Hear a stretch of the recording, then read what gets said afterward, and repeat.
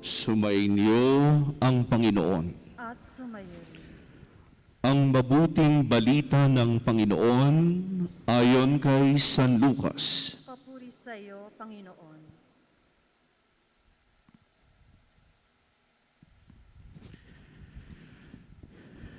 Ika-15 taon noon ng paghahari ni Emperador Tiberio.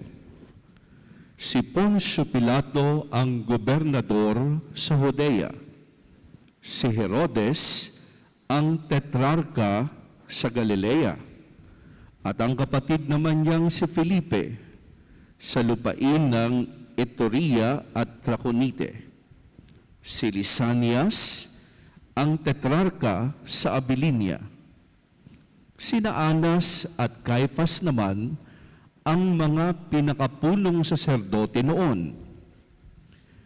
Nang panahong yon, nasa ilang si Juan na anak ni Zacarias. Dumating sa kanya ang salita ng Diyos, kaya't nilibot niya ang mga lupain sa magkabilang panig ng Hordan at nangaral. Pagsisihan niyo talikdan ang inyong mga kasalanan at pabinyag kayong lahat upang kayo'y patawarin ng Diyos, wika niya. Sa gayoy natupad ang nasusulat sa aklat ni Propeta Isaias. Ito ang sabi ng isang sumisigaw sa ilang, ihanda niyo ang daraanan ng Panginoon, tuwirin niyo ang kanyang mga landas, tatambakan ang bawat lambak at titibagin ang bawat burol at bundok. Tutuwirin ang daang liku-liko at papatagin ang daang baku-bako. At makikita ng lahat ng tao ang pagliligtas na gagawin ng Diyos. Ang mabuting balita ng Panginoon. Pinupuri ka namin, Panginoong Hesukristo.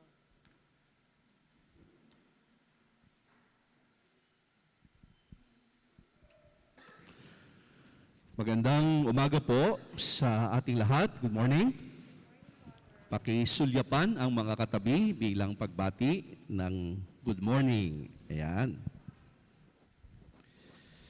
Binabati rin natin ang mga nakasubaybay ngayon sa misang ito na nasa kanilang tahanan. So ngayon nga po ay nasa second Sunday of Advent na po tayo at dalawa na po ang kandilang may sindi dito sa ating Advent wreath. Ang pamagat po ng aking pagbabahagi ngayon ay You are the one, you are the one. Kaya sisimulan ko po sa knock-knock. Ano ba naman yan si Father? Ulitin ko, knock-knock. You are the one.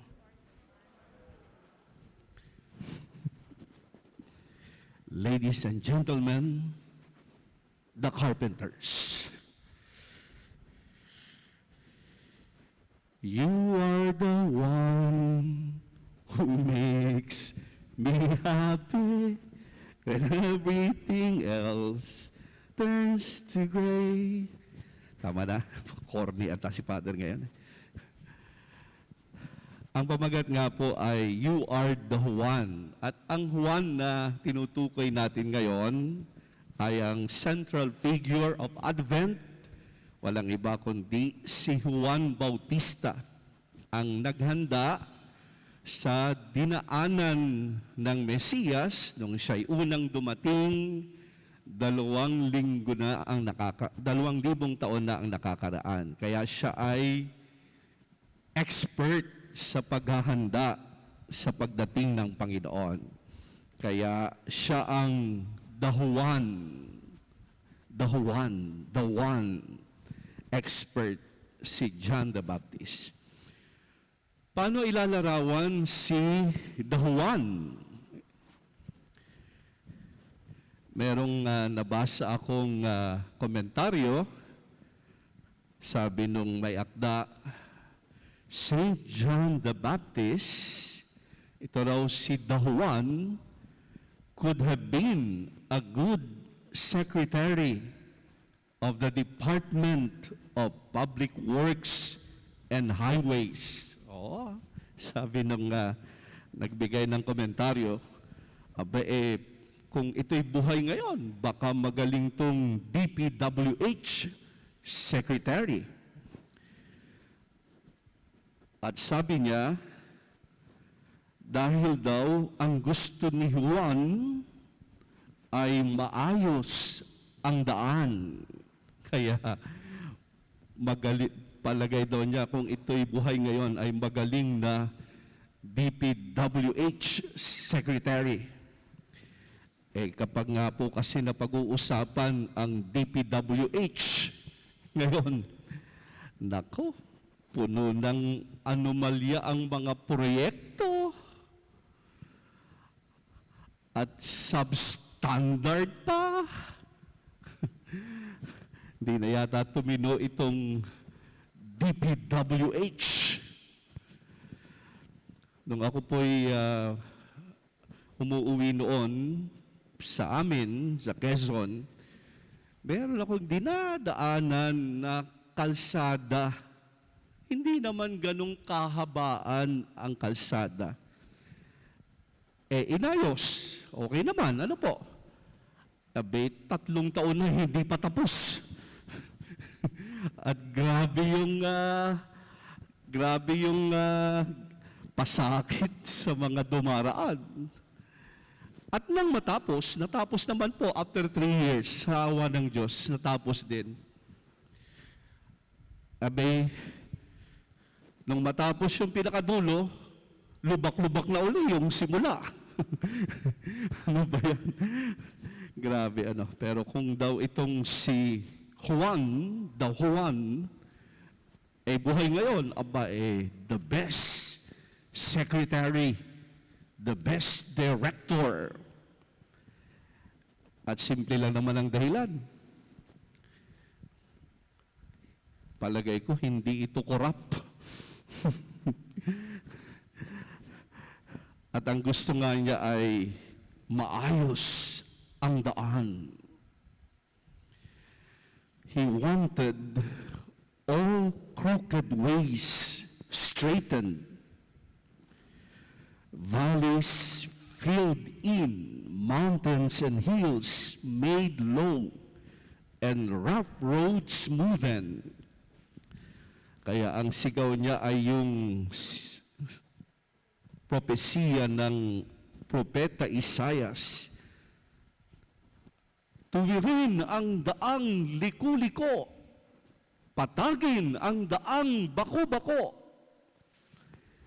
Iyan si John, pwedeng maging DPWH secretary. At dahil nga inayos niya ang daan, he made the Lord's coming not only fast, but smooth and easy. Ako, naging madali ang pagdating ng Mesiyas dahil inihanda niya ang daraanan ng Mesiyas. At ito ang panawagan din ng Second Sunday of Advent. Yamang tayo ay naghahanda sa muling pagbabalik ng Mesiyas. Where there are mounts in our lives, kung may mga buntun-buntun sa daan ng ating buhay, sabi ni John, let us make them level. Where there are craters, kung may mga lubak-lubak naman, let us fill them, sabi ni John. At paano natin ilalapat ito sa buhay natin? No? Mounds or hills in our lives can be our overbearing attitude and our excesses. Yun daw mga bundok ay maaaring ang mga kalabisan natin sa buhay. Maaaring ang attitude nating mapagmataas. Kaya hindi siguro makapasok ang Diyos.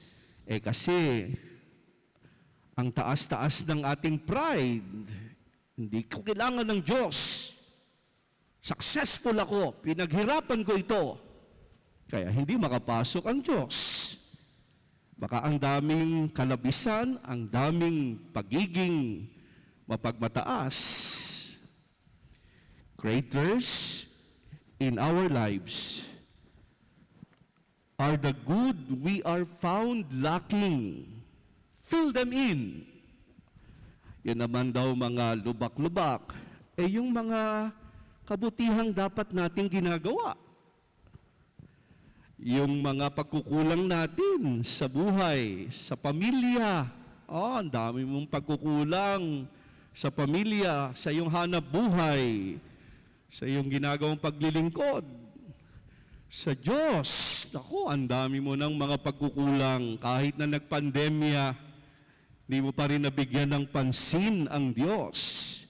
Sabi ni John, fill them in. Punuan natin. Baka kaya hindi makapasok ng maayos ang Diyos sa buhay natin. Kaya yung tambak, patagin, yung lubak, punuan, para makapasok ang Diyos. Ngayon nga pong nagluluwag na, alam naman natin na yung amin pong seminaryo, yung ating pong seminaryo sa Tagaytoy, doon po kami umuuwi pag kami ay wala rito, pag hindi ako o yung kasama ko ang priest of the day, doon kami nanatili sa seminaryo para sa formation ng mga nagpapari. Ngayon pong medyo nagluluwag na, naku, talagang matindi na naman ang traffic sa Tagaytay, Santa Rosa Road. Paakyat ng Tagaytay, lalo na pag weekend. Dahil bukod nga sa maraming umaakyat ngayon, siguro gustong mag-relax, may road widening pa yung Santa Rosa, Tagaytay Road. Kaya pag weekend ka dumaan, Sabado-Linggo, talaga namang mahirap. Kaya apektado kami kasi pag umaakyat na kami ng Linggo o bumababa kami ng Sabado, talaga namang sobrang traffic. Pero dahil nga isang option ngayon yung Calax, yun yung isang option ngayon ng pag-akyat. Mabilis na rin kami nakakapunta ng seminaryo, Calax, mabilis. At ang labas ay Silang, at mula Silang hanggang seminaryo, saglit na lang kung hindi ganon ka-traffic.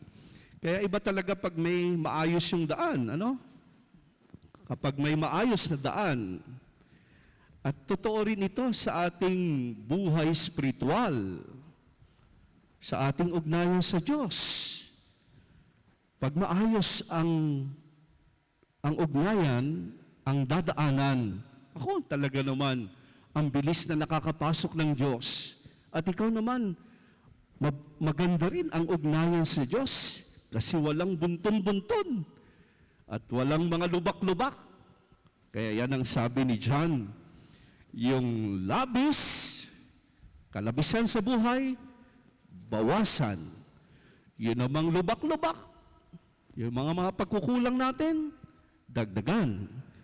At pag maayos ang daan, magiging maayos din ang pagdating ng Diyos sa ating buhay. Amen? Palakpakan muna natin ng malakas ang ating Panginoon. Nais kong iugnay itong ating pagbasa ngayon sa sitwasyon na ating kinakaharap ngayon. Hindi naman ito pamumulitika, pero parang nais ko lang kilitiin ng konti ang ating mga pag-iisip at pangingilatis. Dahil in the gospel mentions prominent figures, the big names, the powerful. Bago ipakilala si Juan, binanggit muna ng manunulat ang mga prominent figures ng panahon na yon. Yan, si Tiberius Caesar. Yan ang emperador nung panahon yon. si Poncio Pilato, yan ang gobernador ng Judea noon. So powerful din yan. Ano? Pagkatapos yung 3 hari ng Israel noon, si Herodes, familiar tayo dyan, kay Herod, Philip, at si Lysanias. At pagkatapos, hindi lang mga makapangyarihang tao, pati mga binanggit din yung punong saserdote. Ito yung mga religious leaders nung panahong yon, si Anas at si Caiaphas. Kaya sinimulan yung pagpapakilala kay John sa pagbanggit sa mga big, quote and unquote, big names, prominent figures, makapangyarihan nung panahong yon. And after mentioning these big names, the Juan was introduced. The poor and powerless lad living in the desert. Tapos banggitin yung mga prominenteng tao nun. Saka inintroduce si the Juan. Mahirap, di kilala, galing sa naninirahan sa disyerto. Kaya sabi ko, bakit kaya binanggit muna yung mga prominent figures na yan bago inintroduce si John? Baka may gustong bigyan ng pansin ang manunulat ng Ebanghelyo ito. At siguro gusto niyang i-compare sa the Juan because the big names did not recognize the coming of the Savior, but the Juan did. Yung mga prominente, makapangyarihan, hindi nila napuna yung pagdating ng Mesiyas. Pero yung hindi kilala, walang power, ito yung nabigyan ng pribilehiyong ihanda ang daraanan ng Mesiyas. Hindi kilala sa lipunan noon. Walang power. Kaya sabi ko, maaari po nating iugnay ito sa kasalukuyan nating sitwasyon. Ngayong papalapit ang halalan, magluluklok tayo ng mga leader. Kapuna-puna na nangingibabaw na naman ngayon ang mga politikong may malalaking pangalan. Nangingibabaw na naman ang mga may big names sa politics. Mga kilalang angkan ng politiko na ilang dekada nang nanunungkulan, mga sikat, mga mayayaman, mga makapangyarihan. Baka po magandang ibukas natin ang mata natin.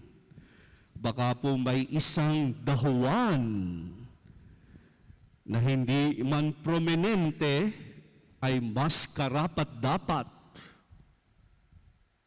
Pwedeng pag-isipan natin yun. Kasi nga, ngayon parang eto pa rin, eto na lang. Baka naman kailangan nating mangilatis. Kaya yung tanong ay, bakit si John? Bakit si Juan? Bakit siya? Sa halip na itong mga prominenteng ito, ang binigyan ng pribilehiyong maghanda. Kung tutusin, mas okay itong mga prominenteng to, mga powerful to Kayang-kaya nilang utusan. Darating ang Mesiyas. Sementohin lahat yan. Kayang-kaya na, powerful to Pero hindi sila ang binigyan ng pribilehiyo, kundi isang hindi kilala, mahirap. Palagay ko po ay dalawang katangian. Una, one with the people. Iyan si John. One with the people. John is the one who lives with the people. He is one of them. He knows them, their condition, their longings, their poverty. He can identify himself with them. Siya ay one with the people. Kaugnay siya ng mga tao. Iniugnay niya ang kanyang sarili sa mga tao. Kaya ramdam niya ang pinagdaraanan ng kanyang kapwa-tao. Kaya ngayong papalapit ang halalan, magmasid po tayo. Baka may dahuan. Hindi malaking pangalan, hindi mayaman, hindi maimpluwensya. Pero nararamdaman ang kalagayan ng mga tao. One with the people. Pangalawa, na magandang katangian ni John, one with vision. Hindi lang one with the people, one with vision. John being one with the people is the one who sees their needs. Nakita niya yung mga tao naghahangad ng Mesiyas. That is why he said, repent. From their needs, John sees a vision. At ang hinangad niya ay mapabuti ang mga tao. Kaya nang makita niya na paparating ang Mesiyas, hinimok niya ang mga tao na maghanda para sa kanyang pagdating. Marami pong mga kilalang pangalan sa politika ngayon. Nakamasid lamang, walang pakialam, walang pangarap para sa mga tao.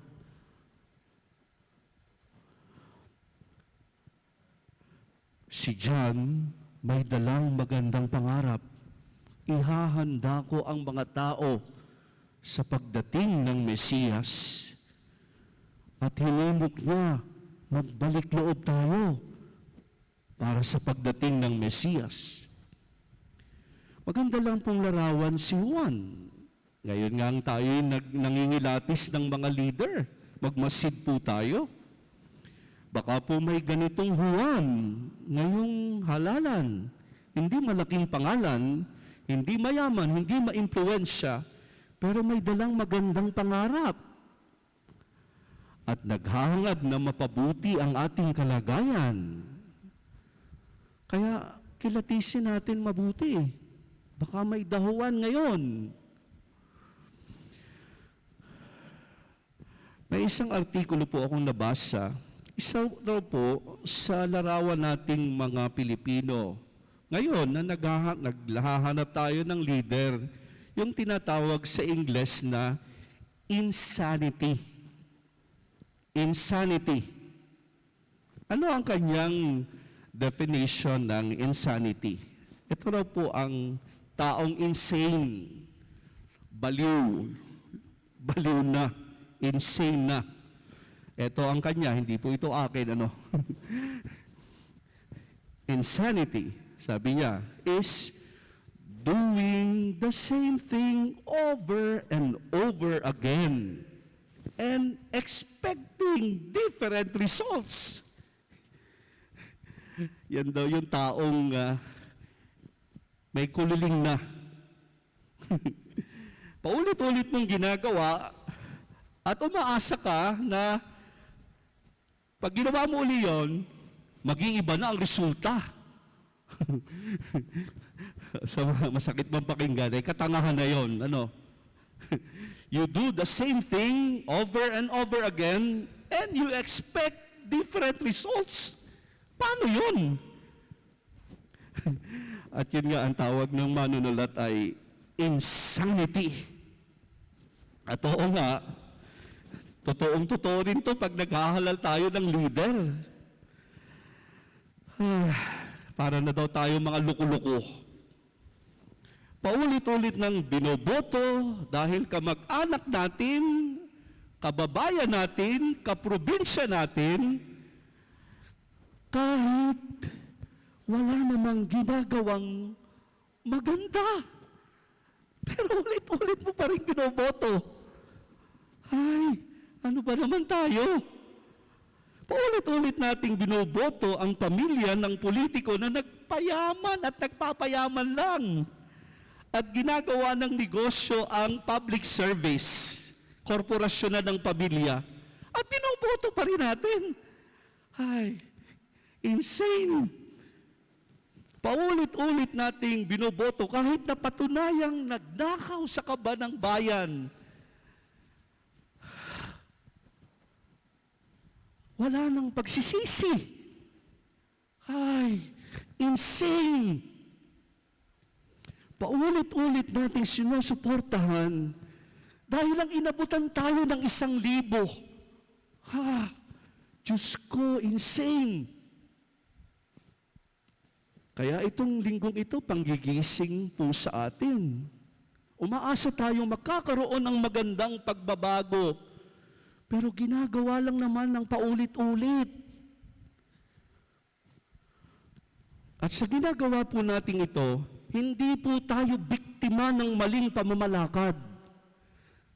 Tayo ang dahilan. Kaya nararanasan natin ito. Kawawa naman kami, biktima kami. Hindi ka po biktima. Ikaw na ang dahilan, kaya nararanasan mo yan. Kaya masakit mang tanggapin, pero ito ang isang katotohanan ng ating kalagayan ngayon. Kaya mga kapatid, ito po yung gusto kong bigyan ng pansin. Kilatisin natin ng mabuti yung taong pagkakalooban natin ng mandato. Baka po hindi siya dahuan. At ibukas natin ang mga mata natin, baka may dahuan na nakikisa at may magandang pangarap para sa ating inang bayan. He or she may not have a big name, but he or she can be the one. Kaya itong panahon ito, magsusurit, mangingilatis po tayo. Dahil ang nakataya po rito, kinabukasan po ng ating bayan. Ang hamon po ng pagdiriwang natin ngayon, kailangan po natin ngayon ng maraming dahuan. At ikaw din, pwede ka rin maging dahuan. Yung may pakialam sa kapwa. Dahuan ka. Yung may mabuting hangarin para sa iyong kapwa. Dahuan ka. You are dahuan. We can be dahuan. Tatapusin ko po itong pagbabahagi ko ngayon.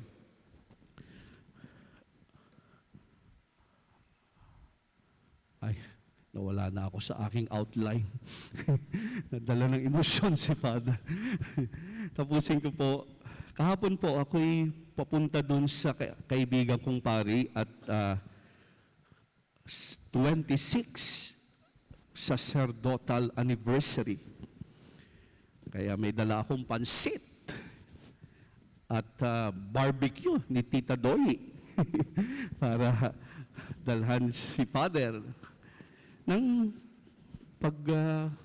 papunta na ako doon, naku! Sarado ang daan. Sinara yung main road. Daanan ng mga sasakyan, kargo.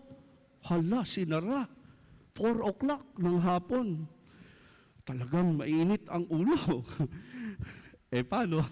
Hindi naman namin ine-expect. At nang tanungin ko yung enforcer, Sir, bakit ito nakasara? Magpapailaw ho mamaya si Mayor. Mag-iilaw. Anong oras yung ilaw? 7:00 ho ng gabi. 7:00! 4:00 pa lang. Rush hour, uwian. Talaga naman. Sabi ko, 3 oras kailangan? Pipindutin lang naman yung switch. Para pahirapan mo ng gano'n, katagal. At saka, hindi ba pwedeng hating gabi gawin yung pagpapailaw? Para walang masyadong maapektuhan. Grabe. Sabi, Sir, meron pa akong option doon sa... layo. Hindi punta ako. Kasi nga, sayang yung pansit. Barbecue ni Tita Doy. At pag punta ko doon, doon lahat dumadaan. Wala na, barado na. Sabi ko doon sa kaibigan kong pare, naku, hindi ako makakarating. Wala, barado. Babalik na lang ako. Pasensya na. Sabi sa akin, sayang. Hinandaan pa naman kita ng crispy pata. Naku, lalo ako ng hinayang.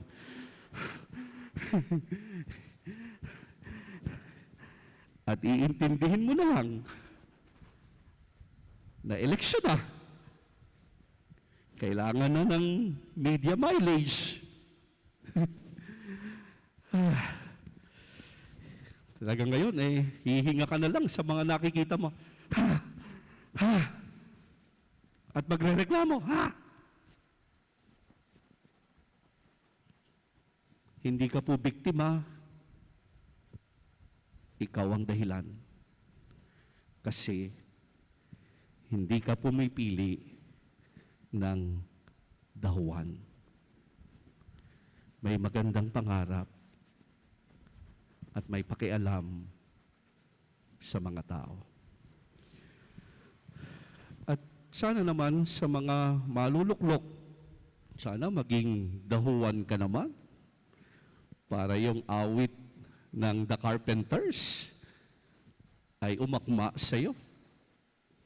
Dahil sabi sa awit,